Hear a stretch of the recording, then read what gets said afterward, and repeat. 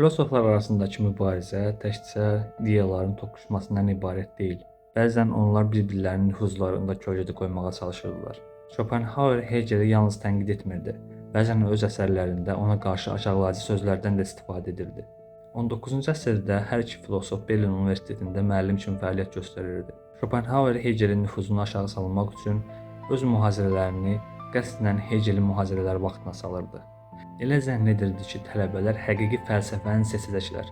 Hegeli yox, amma tarix tamamilə fərqli şey göstərir bizə.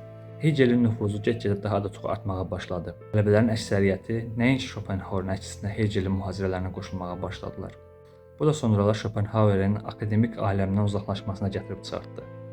Lakin tarix tamam fərqli bir şey də göstərir. Bir neçə müddət sonra tamamilə əks bir şey oldu.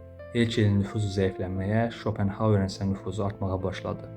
Tarixdə olan əksər savaşlar torpaq uğrunda olmuşdur. Amma ən böyük savaşlar isə ideyalar uğrunda aparılmış savaşlardır.